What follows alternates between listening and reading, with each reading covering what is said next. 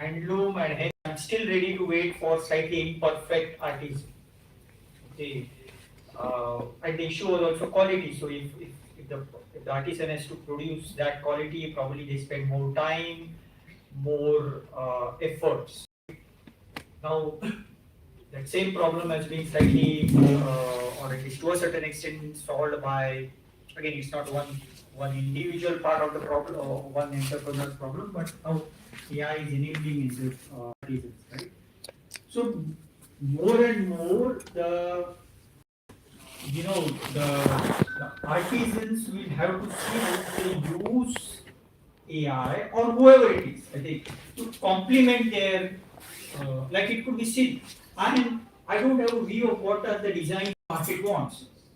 Uh, I do great designs, but today the bigger buyer is 20-year-old, and these designs don't appeal to the 20-year-old, right? So what's the use of my design, right? So what AI will help me is figure out what is the market wanting, and I can recalibrate my design. So I think it's progressively not using it and trying to be self-isolating from the AI trend could leave you behind. Okay, where you use it, and I still, as I said, don't try to use it for everything. Try to use it which is core to your business, which helps you complement your strength. Okay, uh, by knowing the market, I still design the same way, but I then tailor it to the market I look at. Okay, so and personally, I do feel not using it at all can progressively cut you out of the market progressively. Now, it's a transition. It won't happen overnight, and then you have to see which area you need to leverage it. That's personally.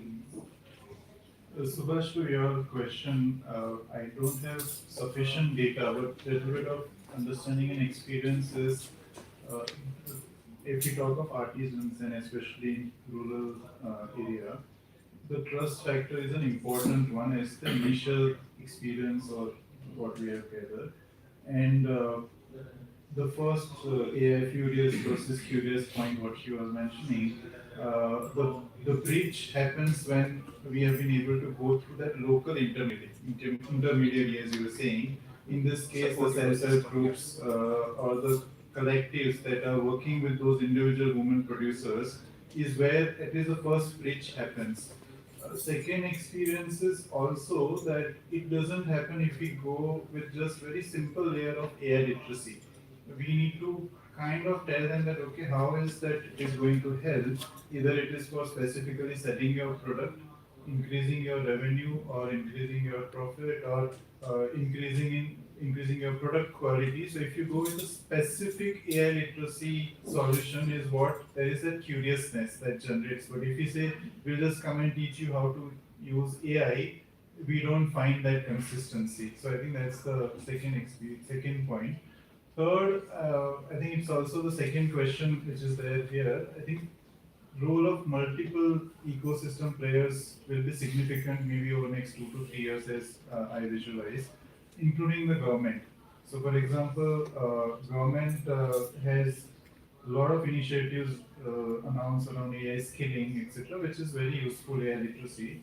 But from an young entrepreneur point of view, there are like hundreds of schemes that exist today.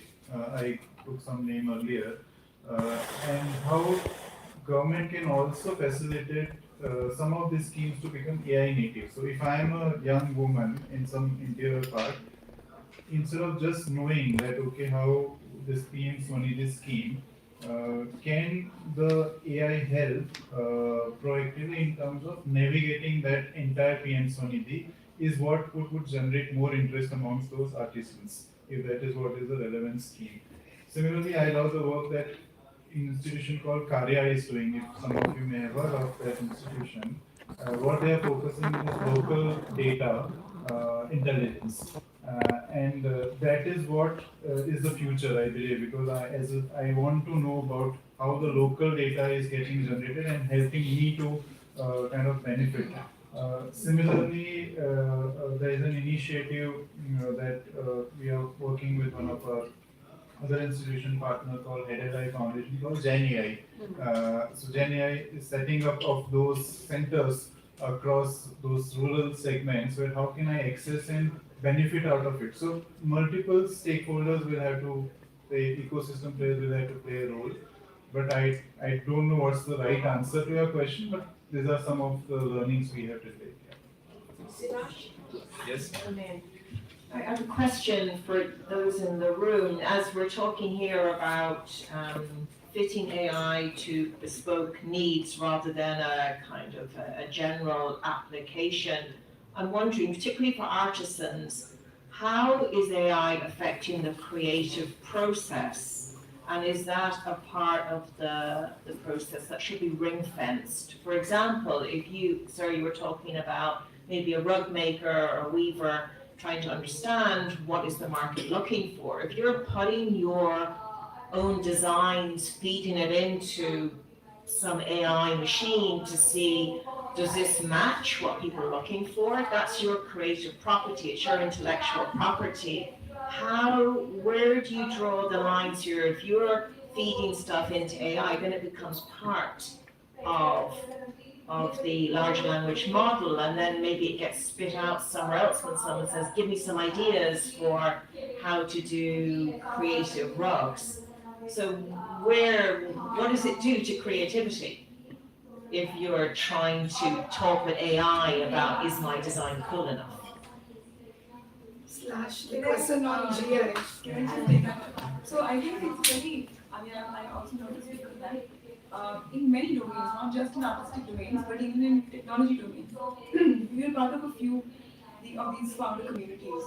And you can, it's so incredibly insane that you can see people coming up with the exact same ideas in the exact same, terminology because you know where it's coming from, right?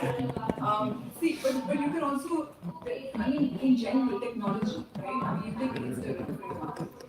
You might have noticed the Instagramification of cafes across the world, right? Taste is actually very, very important, and that is something that is going to be the currency of the future because if technology is now it's commoditized, it's bread, right? So what is really good is artisanal bread, and that is going to happen only when you develop your own taste, and you can't ask AI to help you with creativity. You shouldn't. You can, but then you will see everybody's making the same type of designs or just slight variations of that. So that always has to be, and I think it's going to happen. Like all pendulums will swing that way, and then they will swing this way. So it's going to swing towards homogenization, and then it's going to swing this way where people who are not homogenized are going to like rule the roost. And then people are like, yes, I should be creative. So it's going to happen. But yeah, I mean, I think Colin wants to say something. Colin, over to you to share your experiences on this. Thank you, everyone. So good afternoon, everyone. I think most of the points you guys already covered very well. So I will start with my personal lived experience. So 2 years back, I started my startup solo. Initially, we did something that we have to do, but in between, AI came in, and that's the turning point for us. So being a hardware engineer, I shifted to software just because of the AI. We got to analyze the market pattern because of the AI. And I agree with the man that you need a POC first to enter in the market to get the funds and everything started. So as a solo entrepreneur, we use AI a lot to develop a basic POC. And through that POC, we are able to get our first funding as well. It's just that because we have something to show and explain way better than just terms of pitching that. And apart from that, there is also a limit to AI that we can't fully rely on the AI part. AI is very good to initially start the things, get into the market, but for a longer run and for real deployment, we need a team as well. So here as well, AI is how it is helping us. The biggest problem with the startups is to get a very good team. It's very difficult to get a team in this starting point.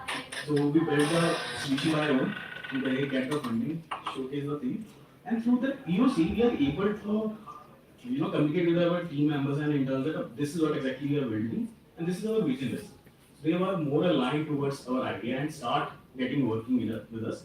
And most of our interns are from villages around us. They don't know about the tech, they don't study B tech and all of that, but through the help of AI, they are learning front end development, back end of that, and building a solution more feasible to it. And if I just talk about a little about my startup, so our startup is working on STEM education for mainly. So our mission is to make the practical experimentation learning reach last mile of the country despite having the resources. So that's all about the lived experience. But apart from the point that we have discussed, the knowledge barrier, how AI is helping you get to know that how you can start up, what are the registration process. The biggest thing that I personally experience that people are very much comfortable with AI asking silly questions. Initially, the biggest barrier of starting is people afraid that if I ask this question, it might be silly. That can be a judgmental kind of stuff. But through the AI, people don't care about the judgments. They don't care about silly questions. They just ask and get the clarity, and that's making the foundation very strong. That's the I think biggest use case that I have seen with the youth people. And obviously, along with the Lord God, it's very happening. Like one of the example is one of my friend in Madhya Pradesh. So they usually don't have the agricultural equipment in their village for full place, but Panchayat do have. So during the season time, it's very hard to get to like which person take the equipment and how long it will take it. So what he did is he used the cloud code, build a local web-based application in which they can schedule the booking, who is taking the which equipment and all of that stuff. And now it's pretty much growing. They already built the app as well, and also working on other things as well. So it's how it's very much interesting. And also, sorry to stretch it, but like we talk about the artisan part, that how it's helping you.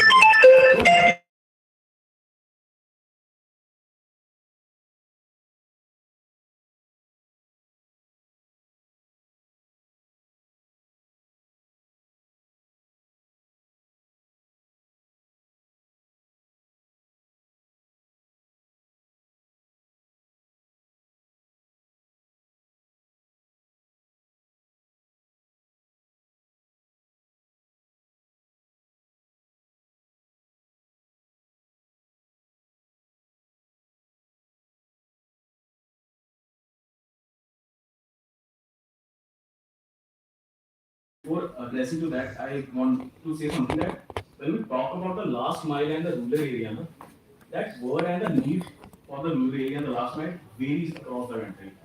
Like a village in Punjab might have something very different problem, but a village in South or West Bengal have something very different problem. Some rural and last miles has thing, for example, they just want to learn how to pump the thing, but some villages out there don't even have the proper network connections, and they don't know how to use the website as well. So they have some different needs as well. So we also have to think in that way that everything is not the same. So yeah, that's my point. Thank you. Yeah, please. Thank you so much, Gaurav, for bringing such a real and live experience for us, and the kind of challenges that probably we will not be able to envisage, and the things that people can do with AI. So thanks a lot for that. I have one last question for the group to deliberate on, because we didn't touch a lot on the cost aspect of what AI does to an entrepreneur. And one of the biggest challenges in scaling entrepreneurship in the country has been the high cost of creating an entrepreneur, because and that every time we as Yuva go to government meetings, we talk about their schemes. Government has the same challenge. The models that we pitch to them, they are like the cost of creating an entrepreneur is very high, which is why there is limited scalability and we don't know what to do about it. With the different and diverse perception that we have in this room, things that AI can do to entrepreneurs versus things that it cannot or it should not, how do we see the cost framework changing here? Can it necessarily bring down the cost of creating a successful entrepreneur? Because then that goes a long way when we talk about government advocacy and adoption of newer technologies and solutions and spreading it out to the masses. So, anybody, happy to hear your thoughts. Maybe the young folks here, Chelsea, Anand, Gaurav, have you seen like your friends or people in your community who may have created businesses without using AI versus